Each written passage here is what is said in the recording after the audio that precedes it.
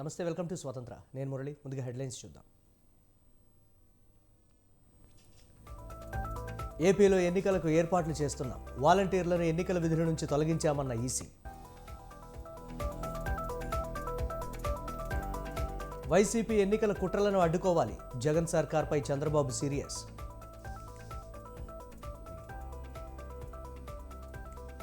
పొత్తులు లేకపోతే చంద్రబాబు పోటీ చేయలేరు. మంత్రి పెద్దిరెడ్డి కీలక వ్యాఖ్యలు. తెలంగాణ ఇన్ఛార్జి గవర్నర్గా రాధాకృష్ణన్ ప్రమాణం. హాజరైన సీఎం రేవంత్ రెడ్డి.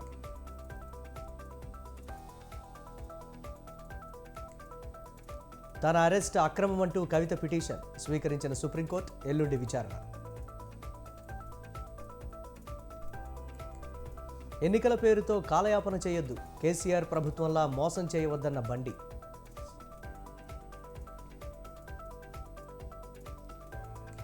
రాహుల్ వ్యాఖ్యలపై దేశవ్యాప్తంగా దుమారం. మత రాజకీయాలు చేస్తున్నారంటూ ఈసీకి బీజేపీ కంప్లైంట్. ఎన్నికల వేళ ఉచిత హామీలు విచారణకు అంగీకరించిన సుప్రీం.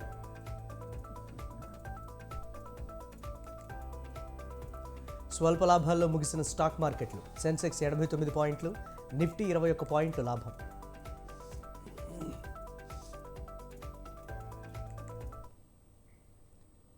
రాష్ట్రంలో ఎన్నికల నిబంధనలు ఉల్లంఘించిన 46 మంది వాలంటీర్లు, ప్రభుత్వ ఉద్యోగులు, కాంట్రాక్టు ఉద్యోగులపై చర్యలు తీసుకున్నామని ఏపీ సీఈఓ ఎంకే మీనా చెప్పారు. ఏదైనా పార్టీకి అనుకూలంగా ఉద్యోగులు వ్యవహరిస్తే వారిపై క్రిమినల్ కేసులు నమోదు చేస్తామన్నారు. Ustad Bhagat Singh cinema teaser political ప్రచారం తరహాలో ఉంటే ఎన్నికల కమిషన్ అనుమతి తీసుకోవాల్సిందేనని స్పష్టం చేశారు. బహిరంగ ప్రదేశాల్లో ప్రకటనలు తొలగించినట్టు తెలిపారు. నిబంధనల ఉల్లంఘనలపై 3 రోజుల్లో 385 కేసులు నమోదు చేసినట్లు చెప్పారు. అనుమతి లేకుండా ప్రచారాలు, రోడ్ షోలు చేయడానికి వీల్లేదని ముఖేష్ కుమార్ మీనా చెప్పారు. రైటింగ్స్, పోస్టర్స్, బ్యానర్స్, తర్వాత హోర్డింగ్స్ ఇవన్నీ పబ్లిక్ ప్రాపర్టీ మీద, తర్వాత ప్రైవేట్ ప్రాపర్టీ మీద ఫస్ట్ డే నుంచి అంటే 16 తర్వాత రిమూవ్ చేయడం జరిగింది. దీనికి సంబంధించి ప్రతిరోజు వాళ్ళు రిపోర్ట్ పంపిస్తూనే ఉంటారు. 1.99 lakh లాంటి పోస్టర్స్, బ్యానర్స్, హోర్డింగ్స్ని ప్లేస్ నుంచి తీసేయడం జరిగింది లాస్ట్ 3 daysలో. ప్రైవేట్ ప్లేస్ నుంచి కూడా 1.15 lakh ఇట్లాంటి ఐటమ్స్ని రిమూవ్ చేశారు. ఈ నంబర్స్ అంటే ప్రతిరోజు డిస్ట్రిక్ట్ కలెక్టర్ నుంచి రిపోర్ట్లో మనకు వస్తూ ఉంటాయి. This may increase in the future also. తర్వాత డీఫేస్మెంట్ ఆఫ్ ప్రాపర్టీ మీద కూడా 94 కేసెస్ బుక్ చేయడం జరిగింది. Misuse of vehicle, violation of loud speaker, illegal meeting ఇట్లాంటి కూడా 37 కేసులు బుక్ చేయడం జరిగింది. టోటల్ కేసులు ఎఫ్ఐఆర్స్ అన్ని కలిపి ఇప్పుడు దాకా 385 ఎఫ్ఐఆర్స్ ఈ 3 daysలో బుక్ చేయడం జరిగింది. దాంట్లో అన్ని ఎంసీసీ వయలేషన్స్ ఉండొచ్చు, సీజర్స్ ఉండొచ్చు, అన్నీ ఉంటాయి. This is regarding removal. Second aspect seizures అంటే క్యాష్ లేదా లిక్కరు, అదర్వైజ్ మెటల్స్ ఇట్లాంటివి. లాస్ట్ 3 daysలో 3.39 crore వర్త్ సీజర్స్ ఈ ఫ్లయింగ్ స్క్వాడ్ టీమ్స్ ద్వారా, పోలీస్ ద్వారా, ఎక్సైజ్ ద్వారా చేయడం జరిగింది. ఆ 3.39 crores లో 1.6 crore లిక్కరే ఉంది, 80 lakh క్యాష్ ఉంది, రిమైనింగ్ డ్రగ్స్, తర్వాత ఫ్రీబీస్ ఇట్లాంటివి ఉన్నాయి. This is only last 3 days. మనం జనవరి నుంచి ఎలక్షన్ కమిషన్ జనవరిలో వచ్చింది, అప్పుడు నుంచి ఇప్పుడు దాకా అంతా కలిపి the figure is 176 crores. Election announce అయిన తర్వాత 3.39 crores వర్త్ సీజర్ చేశాం. అంటే if any I have not seen it కాబట్టి నేను దీనిపైన కమెంట్ చేయలేను. ఆ గ్లాస్ చూపించుకొని దీని ద్వారా పబ్లిసిటీ చేస్తే పొలిటికల్ అడ్వర్టైజ్మెంట్ కింద వస్తుంది. పొలిటికల్ అడ్వర్టైజ్మెంట్ చేసుకోవచ్చు, దర్ ఇస్ నో బ్యాన్ ఏం లేదు. పొలిటికల్ అడ్వర్టైజ్మెంట్ చేయాలంటే ముందు పర్మిషన్ తీసుకోవాలి. చూసిన తర్వాత if it is a political advertisement అప్పుడు we will issue them a notice to apply for pre certification. But anything which political గా ఎక్కడైనా ఏమైనా అపీల్ ఉంటే that will be considered as political advertisement. In what form he has done it, ఇది చూసిన తర్వాతనే తెలుస్తుంది. అది సంబడి ఎవరైనా కంప్లైంట్ చేసి మాకు చూపించాలి, లేకపోతే మనం వెళ్ళి ఇప్పుడు మీరు చెప్పారు కాబట్టి మేము చూస్తాం అది. బట్ చూసిన తర్వాత అది ఏ రకాలు ఉంది, దాంట్లో ఏం అపీల్ చేశారు, ఏం చేస్తున్నారు. బికాజ్ వాట్ హ్యాపన్స్ దట్ ఇది ఉంది, this is also a political symbol. ఇది కూడా ఉండొచ్చు, ఫ్యాన్ కూడా ఉండొచ్చు, సైకిల్ కూడా అన్నీ ఉంటాయి, మనం వాడతాం, రోజు వాడతాం. But that does not mean publicity కదా. సో కేస్ టు కేస్ చూస్తాం. రాష్ట్రాన్ని విధ్వంసం చేసిన వైసీపీని ఇంటికి పంపేందుకు ప్రజలు బాధ్యత తీసుకొని ముందడుగు వేయాలని టీడీపీ అధినేత చంద్రబాబు అన్నారు. జనం నమ్మకం కోల్పోయిన జగన్ ఎన్నికల్లో అక్రమాలనే నమ్ముకున్నారని ఆరోపించారు. వైసీపీ ఎన్నికల కుట్రలను అడ్డుకోవడంలో ప్రజలు భాగస్వామ్యులు కావాలని చంద్రబాబు పిలుపునిచ్చారు. ఏప్రిల్ 15 వరకు ఓట్ల నమోదుకు ఉన్న అవకాశాన్ని యువత వినియోగించుకోవాలన్నారు. సి విజిల్ యాప్ ద్వారా ఫిర్యాదులతో వైసీపీ అక్రమాలకు చెక్ పెట్టాలని సూచించారు. డబ్బు పంపిణీ, ఓటర్లను ప్రలోభపెట్టడం, ప్రభుత్వ ఉద్యోగులతో నిబంధనలకు విరుద్ధంగా పనులు చేయించడం, ప్రత్యర్థి పార్టీలపై తప్పుడు ప్రచారం చేయడం వంటి కోడ్ ఉల్లంఘనలపై ఫిర్యాదు చేయాలన్నారు. ప్రజలు తమ దృష్టికి వచ్చిన ప్రతి తప్పును యాప్ ద్వారా అత్యంత సులభంగా ఈసీ దృష్టికి తీసుకెళ్లే అవకాశం ఉందని చెప్పారు. యువత తమ భవిష్యత్ కోసం సమర్థవంతమైన నాయకత్వాన్ని గెలిపించుకోవాల్సిన అవసరం ఉందని చంద్రబాబు చెప్పారు.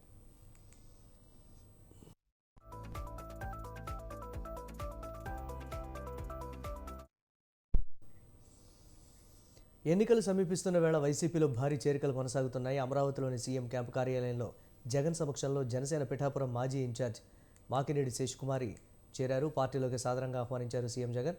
2019 ఎన్నికల్లో జనసేన తరపున పిఠాపురం అసెంబ్లీ నియోజకవర్గం నుంచి శేషకుమారి పోటీ చేశారు.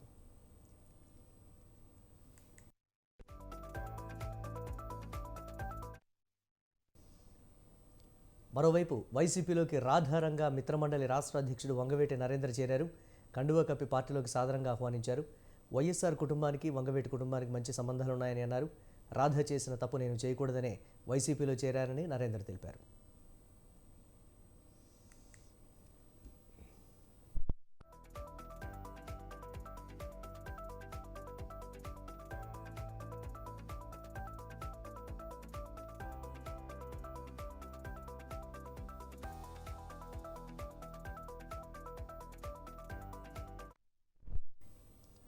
ప్రజాస్వామ్యాన్ని పరిరక్షించేందుకు టీడీపీ, బీజేపీ, జనసేన కూటమిని గెలిపించాలని పిలుపునిచ్చారు మాజీ మంత్రి యనమల రామకృష్ణుడు. యనమల సమక్షంలో తుని మాజీ మున్సిపల్ చైర్మన్ కూసుమంచి శోభారాణి దంపతులు వారి అనుచరులతో కలిసి టీడీపీలో చేరారు. వీరికి యనమల రామకృష్ణుడు, తుని టీడీపీ అభ్యర్థి యనమల దివ్య టీడీపీ కండువాలు కప్పి సాదరంగా పార్టీలోకి ఆహ్వానించారు. తుని నియోజకవర్గంలో టీడీపీ పూర్వ వైభవం సంతరించుకుంటుందని, పాత కొత్త కలయికలతో టీడీపీ అభ్యర్థి దివ్య భారీ మెజారిటీతో విజయం సాధిస్తుందని యనమల చెప్పారు.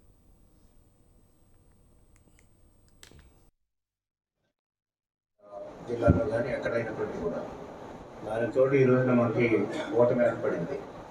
ఇందాక బీజేపీ నేతలు ఫోన్ చేశాను, వాళ్ళు కూడా సాయంత్రం కలుస్తాం. ఇంత కూటమి, త్రికూటమి ఏర్పడింది. ఒకవైపు జనసేన, మనం, అదేవిధంగా బీజేపీలో కూడా తుల్లో నాయకులు ఉన్నారు కొంతమంది. మామూలుగానే టచ్లో ఉంటారు నాతోటి. సాయంత్రం వచ్చి కలుస్తామని ఎందుకు అవలంబించారు, రమ్మన్నారు. వాళ్ళు ముగ్గురు 3 పార్టీలు కలిపి బ్రహ్మాండమైనటువంటి 82లో కానీ తర్వాత కానీ ఎప్పుడూ రానటువంటి మెజార్టీ, ఈ 40 సంవత్సరాల్లో రానటువంటి మెజార్టీ తోటి తెలుగుదేశం పార్టీని దివ్యాన్ని గెలిపించేటువంటి బాధ్యత. మనం గెలిస్తేనే మనం గెలిచినట్టు లెక్క. మామూలుగా ఉంటుంది గెలుపు. ఎందుకంటే మనం బ్రహ్మాండంగా గెలిస్తే ఇచ్చేటంటే కొత్త వాళ్ళు అందరూ వచ్చారు కాబట్టి నాయకులు వచ్చారు, ప్రజల మీద పట్టుకున్నటువంటి వాళ్ళు వచ్చారు. కాబట్టి ఇంతమంది కలిసిన తర్వాత, 3 పార్టీలు కలిసిన తర్వాత మెజారిటీ కూడా అధికంగా రావాల్సినటువంటి అవసరం, తెప్పించుకోవాల్సిన బాధ్యత మన కార్యకర్తలు. ఏపీకి తీరని ద్రోహం చేసిన బీజేపీతో పొత్తు కోసం టీడీపీ, జనసేన, వైసీపీ తహతహలాడుతున్నాయని కాంగ్రెస్ నేత తులసిరెడ్డి అన్నారు. బీజేపీ చేతిలో 3 పార్టీలు కీలుబొమ్మలుగా మారాయని ఆరోపించారు. బీజేపీ అంటే బాబు, జగన్, పవన్ అంటూ ఎద్దేవా చేశారు. ప్రాంతీయ పార్టీలను నమ్ముకుంటే గోదావరిలో ఈదినట్లేనని తీవ్రంగా ధ్వజమెత్తారు. రాబోయే ఎన్నికల్లో దుష్ట చతుష్టయం పార్టీలను ఓడించాలని ఆయన పిలుపునిచ్చారు. కాంగ్రెస్ అధికారంలోకి వస్తేనే రాష్ట్రం బాగుపడుతుందని ఈ సందర్భంగా తెలిపారు. బీజేపీ పార్టీ ప్రాపకం కోసం రాష్ట్రంలోని 3 ప్రాంతీయ పార్టీలు, తెలుగుదేశం పార్టీ, జనసేన, వైకాపా పార్టీలు పొత్తు కోసం ప్రాకులాడడం చాలా శోచనీయం. టీడీపీది, జనసేనదేమో ప్రత్యక్ష పొత్తు బీజేపీతో, వైకాపాదేమో పరోక్ష పొత్తు. ఒక విధంగా చెప్పాలంటే ఆంధ్రప్రదేశ్లో బి అంటే బాబు, జే అంటే జగన్, పి అంటే పవన్. ఆ విధంగా బీజేపీ తయారైంది. నరేంద్ర మోడీ, అమిత్ షా చేతిలో జగన్ రెడ్డి, చంద్రబాబు నాయుడు, పవన్ కళ్యాణ్, వీళ్ళు ముగ్గురు కూడా కబాలీలుగా, కీలుబొమ్మలుగా తయారయ్యారు. ఈ 3 పార్టీలు బానిస పార్టీలుగా బీజేపీకి తయారైనాయి.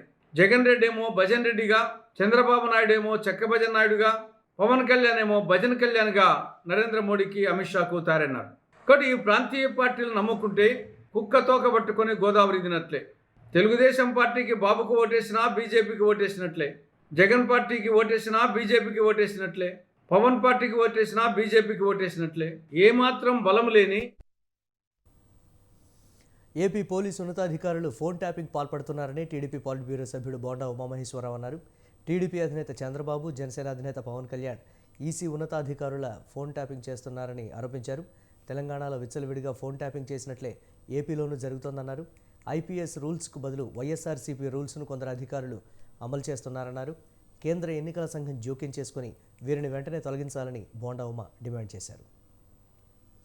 నరేందర్ రెడ్డి, రవీందర్ రెడ్డి, వేణుగోపాల్ రెడ్డి వీళ్ళ ముగ్గురు అడిషనల్ ఎస్పీస్. వీళ్ళ ముగ్గురు పని ఏంటి అంటే రాజకీయ నాయకులు ప్లస్ స్టేట్ ఎలక్షన్ కమిషనర్ యొక్క ఆ కార్యాలయం యొక్క ఫోన్లు ట్యాప్ చేయడం పెట్టుకున్నారు. ఫోన్ ట్యాపింగ్ మొన్నే మనం చూసాం. తెలంగాణలో ప్రణీత్రావు అని ఒక అధికారి చేసి ఇవాళ అరెస్ట్ అయ్యి జైల్లో చెప్పకూడదు తింటున్నాడు. అక్కడ ముఖ్యమంత్రి, అక్కడ సలహాదారుల ఫోన్లు, ఇతని దగ్గర ఉన్నటువంటి సాఫ్ట్వేర్ ద్వారా ఇక్కడ ఇద్దరు కొన్నారు. అప్పుడు కేసీఆర్, జగన్మోహన్ రెడ్డి అన్నదమ్ములు ఇద్దరు పెగాసస్ సాఫ్ట్వేర్, దాని ద్వారా ఇద్దరు కూడా తమ ప్రత్యర్థుల ఫోన్లు అక్రమంగా ఇంటున్నారు. ఇవాళ ఈ రాష్ట్రంలో ఫోన్లు ట్యాపు నిరంతరం జరుగుతున్నాయని సాక్షాత్తు పెద్దిరెడ్డి ఇదిగో ఈ పేపర్లో స్టేట్మెంట్ ఇచ్చాడు.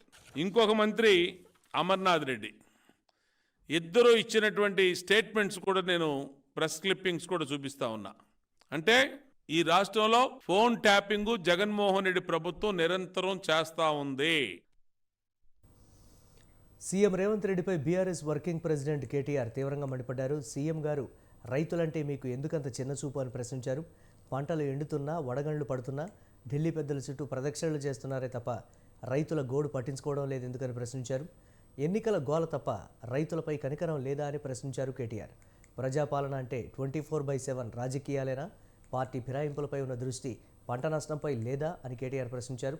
పాడైపోయిన పంటలను పరిశీలించే తీరిక లేదా అంటూ రేవంత్ రెడ్డిని నిలదీశారు.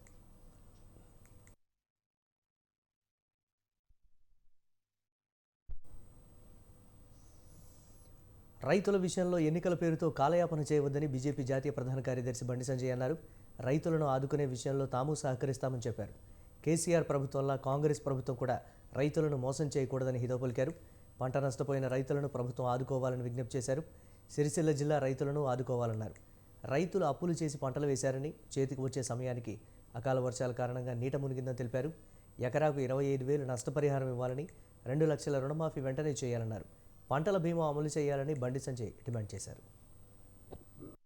కురిసిన వర్షాల వల్ల ఈ ముస్తాబాద్ ప్రాంతంతో పాటు సిరిసిల్లలో అనేక ప్రాంతాలు, తెలంగాణలో ఇతర ప్రాంతాలు కూడా రైతులు పంట నష్టం జరగడం వలన చాలా ఇబ్బంది పడుతూ ఉన్నారు. ఎందుకంటే మనకు తెలుసు, రైతుల పరిస్థితి తెలుసు.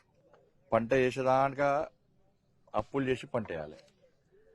గతంలో నష్టపోయినటువంటి అప్పును తీర్చుకోవడానికి మాత్రమే రైతులు వ్యవసాయం చేసే పరిస్థితి వచ్చింది. ఏ రైతు కూడా లాభం కోసము ఇలా వ్యవసాయం చేసే పరిస్థితి ఈ తెలంగాణ రాష్ట్రంలో లేదు. నీళ్ల కోసం పోతే ఇప్పుడే చెప్పారు సోదరుడు, నీళ్ల కోసం పోతే వాళ్ళ కేసులు పెడతారు, నీళ్ల కోసం ఆందోళన చేస్తే కేసులు పెడతారు. నీళ్ళు వచ్చాక వస్తుంది, కరెంట్ రాదు. కరెంట్ లాస్ట్కు పంట వేసుకున్నాక కోతకు వచ్చే టైంకు అకాల వర్షాలు, ఈ ప్రకృతి వైపరీత్యాల వల్ల అట్లా ఇబ్బంది పడతారు. ఒకవేళ పంట చేతికి వచ్చిందంటే మద్దతు ధర ఉంటుంది. ఇలా పంట అట్లా అయిపోయినా కూడా బ్యాంకులో వాళ్ళ అకౌంట్లో పైసలు పడే వరకు కూడా గ్యారెంటీ లేని పరిస్థితి. అకాల వర్షాలకు ఉత్తర తెలంగాణలో పంట నష్టం జరిగిందని రాష్ట్ర ప్రణాళిక సంఘం ఉపాధ్యక్షుడు చిన్నారెడ్డి అన్నారు. కామారెడ్డి, సంగారెడ్డి, సిద్దిపేట జిల్లాల్లో కొన్ని చోట్ల పంట నష్టం వాటిల్లిందని చెప్పారు. సిరిసిల్ల, నిర్మల్, కరీంనగర్ జిల్లాల్లో పంట నష్టం జరిగిందని, నష్టపోయిన రైతులను ఆదుకోవాలని సీఎంకు విన్నవించినట్లు చెప్పారు.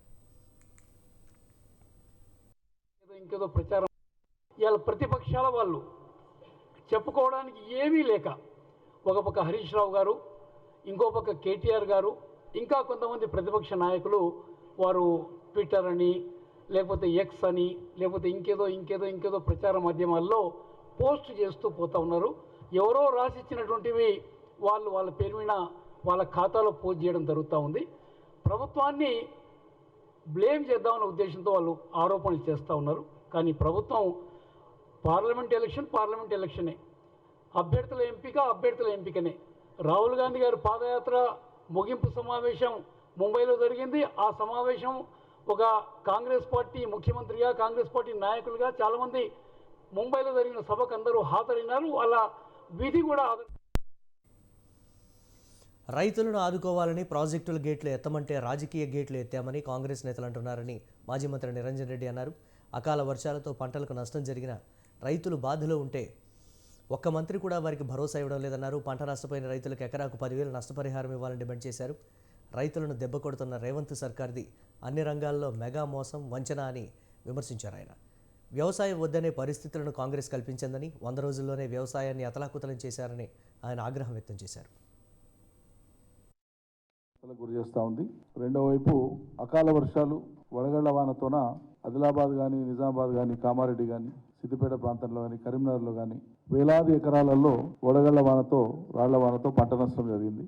రైతులు దెబ్బ మీద దెబ్బ పడతా ఉంది. ఒకవైపు 3-3.5 ఎకరాలలోపు మాత్రమే రైతు బంధు ఇచ్చి చేతులు దులుపుకొని మేము మొత్తం 80% చేస్తామని చెప్పి మాట్లాడుతున్నారు. ఏ లేదంటే చెప్తామని కొడతామని మాట్లాడతారు. అసభ్యకరంగా మాట్లాడతారు. ఇంత ఇచ్చినా ఇంత ఇస్తామని రోజువారీ ప్రకటన చేయడానికి చేత కాదు, కానీ ఇవ్వలేదని అడిగినటువంటి వాళ్ళను చాలా రోషంగా మాట్లాడి పరుషంగా మాట్లాడుతున్నారు. కరెంటు నీళ్లు అనేకే ఎందుకు చేతనే తెలియదు ప్రభుత్వానికి. గతంలో వరుసగా కరెంటు నీళ్లను మేము ఎట్లా ఇవ్వగలిగినాం కేసీఆర్ ప్రభుత్వంలో. 100 రోజుల్లోపే అతలాకుతలం చేసేస్తారు మొత్తం. ఈ నెల 22న బీజేపీ కేంద్ర ఎన్నికల కమిటీ భేటీ కానుంది. ఢిల్లీలో బీజేపీ సీఈసీ సమావేశం జరగనుంది. బీజేపీ 3వ జాబితా అభ్యర్థుల ఎంపికపై సమావేశంలో చర్చించనున్నారు. ఈ సమావేశంలో తెలంగాణలో మిగిలిన 2 స్థానాలకు అభ్యర్థులను ఫైనల్ చేయనున్నారు. వరంగల్ నుండి ఆరూరి రమేష్, ఖమ్మం నుంచి జలగం వెంకట్రావు పేర్లు దాదాపు ఖరారైనట్టు తెలుస్తోంది. 3వ జాబితాలో వీరి పేర్లను అధికారికంగా ప్రకటించే అవకాశం ఉంది. ఖమ్మం, వరంగల్ అభ్యర్థుల పేర్లను ప్రకటిస్తే తెలంగాణలో బీజేపీ మొత్తం 17 స్థానాల్లో అభ్యర్థుల ఎంపిక పూర్తవుతుంది.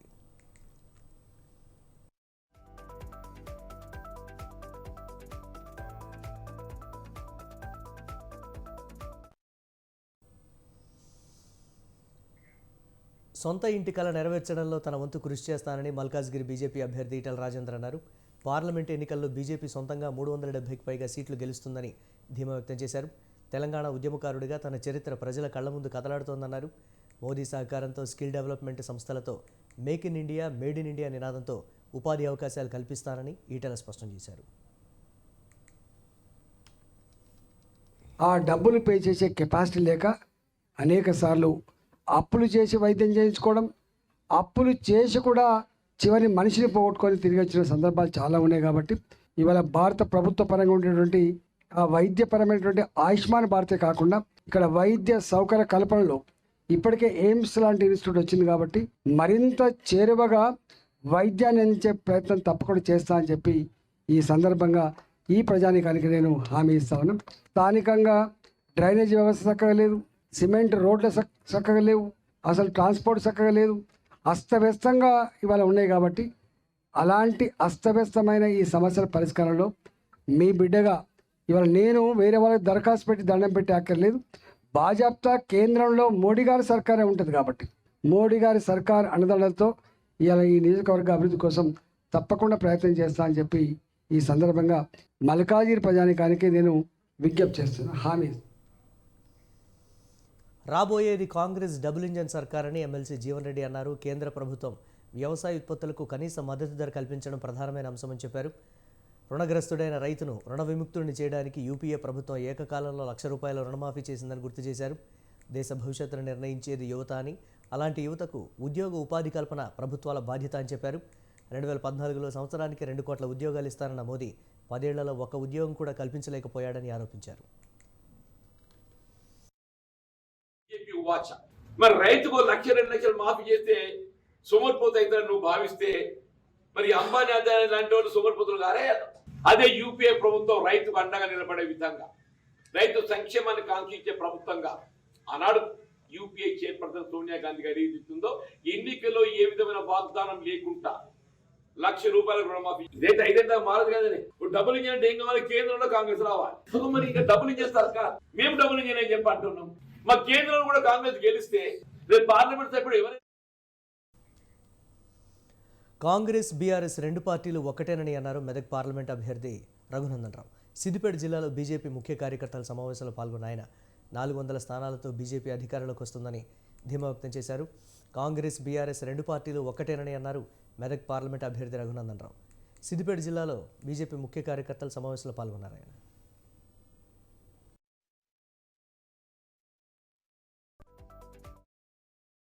మాఫీ అవుతుంది. నేను ఆగుండ్రి 2 లక్షలు మాఫీ చేస్తాము అని చెప్పింది. 3 నెలలైంది మీరు ముఖ్యమంత్రి అయి. 2 లక్షల రైతు రుణమాఫీ చంద్రశేఖరరావు గారు ఎట్లయితే అబద్ధాలు చెప్పి కాలం గడిపిండో రేవంత్ రెడ్డి గారు కూడా అదే అడుగుజాడలో నడవడం అనేది దురదృష్టకరం. చిన్న వయసులో మీకు అవకాశం వచ్చింది, ప్రజలకు ఇచ్చినటువంటి వాగ్దానాలను నిలబెట్టుకుంటే బాగుంటుంది. కానీ 2.5 కోట్లు. తెలంగాణ గవర్నర్గా సిపి రాధాకృష్ణన్ ప్రమాణ స్వీకారం చేశారు. రాజ్భవన్లో రాష్ట్ర హైకోర్టు ప్రధాన న్యాయమూర్తి జస్టిస్ అలోక్ అరాధే ఆయనతో ప్రమాణం చేయించారు. ప్రస్తుతం జార్ఖండ్ గవర్నర్గా ఉన్న రాధాకృష్ణన్ అదనంగా తెలంగాణ బాధ్యతలు స్వీకరించారు. తమిళిసై రాజీనామా నేపథ్యంలో రాష్ట్రపతి ద్రౌపది ముర్ము ఆయన్ను నియమించారు. ఈ ప్రమాణ స్వీకార కార్యక్రమానికి సీఎం రేవంత్ రెడ్డి, పలువురు మంత్రులు, ప్రజాప్రతినిధులు హాజరయ్యారు. And that I will devote myself to the service and well-being of the people of Telangana.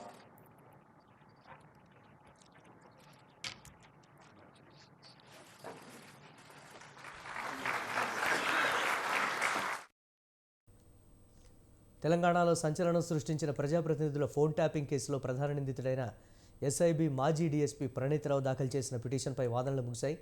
Nampally court విధించిన వారం రోజుల పోలీస్ కస్టడీని సవాల్ చేస్తూ హైకోర్టులో లంచ్ మోషన్ పిటిషన్ దాఖలు చేశారు. ప్రణీత్రావు పిటిషన్ విచారణ చేపట్టిన హైకోర్టు ఇరుపక్షాల వాదనలు విని తీర్పును రిజర్వ్ చేస్తున్నట్లు ప్రకటించింది.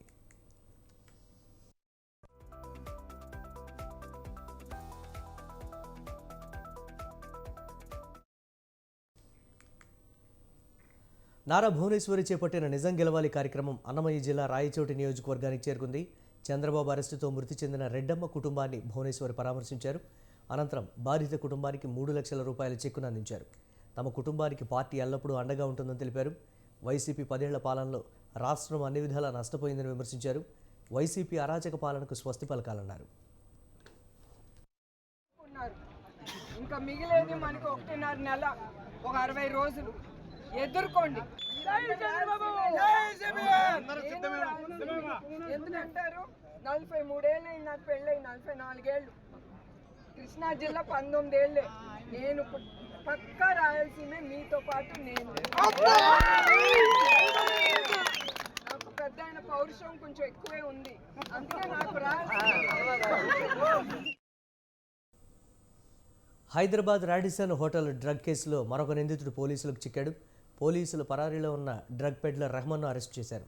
రాడిసన్ డ్రగ్ కేసులో A13గా అబ్దుల్ రెహమాన్ ఉన్నాడు.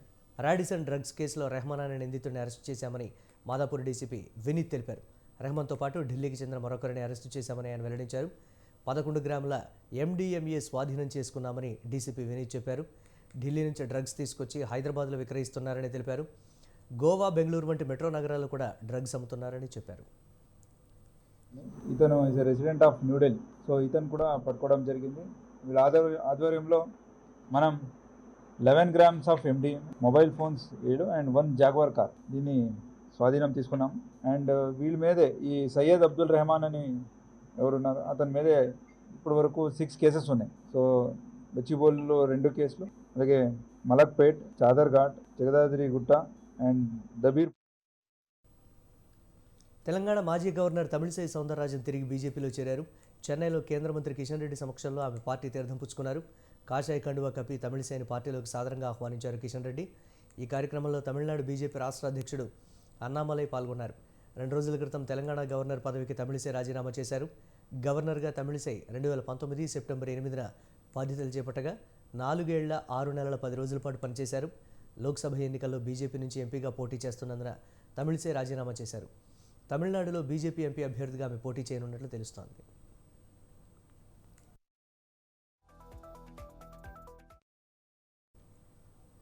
సార్వత్రిక ఎన్నికలకు ఇప్పటికే షెడ్యూల్ విడుదల కావడంతో తమిళనాడులో అధికార ప్రతిపక్ష పార్టీలైన DMK, అన్నాDMK తమ అభ్యర్థులను ప్రకటించాయి.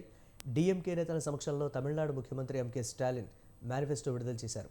పుదుచ్చేరికి రాష్ట్ర హోదా, నీట్ పరీక్షలపై నిషేధం వంటి వాగ్దానాలను అందులో ప్రస్తావించారు. అలాగే రాష్ట్ర ప్రజల కోసం ప్రత్యేక పథకాలు ప్రకటించామని చెప్పారు. Our manifesto should also reflect that, and the government will also be like that. So our manifesto is well drafted, and it would address most of the issues in the country. See, the Prime Minister has not come to Tamil Nadu all these years. Even once when it was affected by flood, when it was affected by cyclone, or any other occasion, he has never turned up even once. But now he is repeatedly coming, means it's very clear that it's only election motivated. And people here know very well. They can estimate and evaluate people, who they are, what they are, and what they are up to. See, DMK is a regional party. At the same time, we are a part of the... Delhi liquor scam కేసులో నిందితుడిగా ఉన్న అభిషేక్ బోయినపల్లికి మధ్యంతర bail మంజూరు చేసింది supreme court. అనారోగ్యంతో ఉన్న భార్యకు చికిత్స చేయించేందుకు బెయిల్ ఇవ్వాలని అభిషేక్ పిటిషన్ దాఖలు చేశారు. ఈ పిటిషన్పై విచారించిన సుప్రీంకోర్టు అభిషేక్కు 5 వారాల బెయిల్ మంజూరు చేసింది.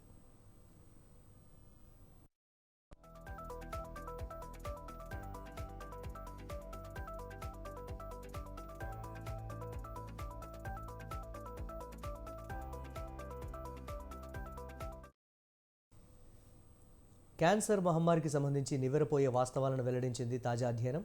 ఇప్పటివరకు వృద్ధులకే క్యాన్సర్ వస్తుందని అందరూ అనుకునేవారు. అయితే ఇటీవల కాలంలో యువతలో క్యాన్సర్ కేసులు ఎడాపెడా పెరుగుతున్నాయి. క్యాన్సర్ మహమ్మారిపై నిర్వహించిన తాజా అధ్యయనం ఈ విషయం పేర్కొంది. పురుషులతో పోలిస్తే మహిళల్లో క్యాన్సర్ కేసుల పెరుగుదల ఎక్కువగా ఉందని ఈ అధ్యయనం వెల్లడించింది.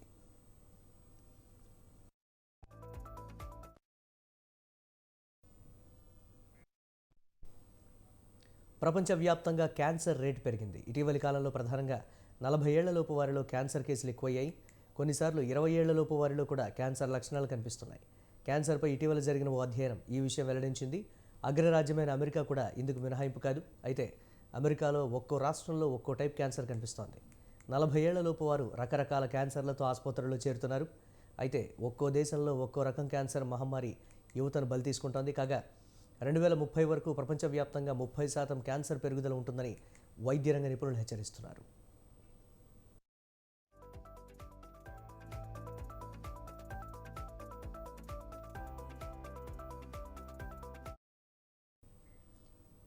దేశీయ స్టాక్ మార్కెట్లు స్వల్ప లాభాల్లోనే ముగిశాయి. ఉదయం స్వల్ప లాభాల్లో ప్రారంభమైన సెన్సెక్స్ తీవ్ర ఒడిదుడుకులు ఎదుర్కొంది.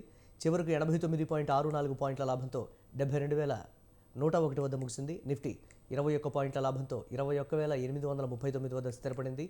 డాలర్తో రూపాయి మారకం విలువ 83 రూపాయల 17 పైసలుగా ఉంది. సెన్సెక్స్లో Maruti Suzuki, Nestle India, Power Grid Corporation, SBI, ITC షేర్లు లాభపడ్డాయి. Tata Steel, Axis Bank, Tata Motors, HDFC Bank, Hindustan Unilever షేర్లు నష్టపోయాయి.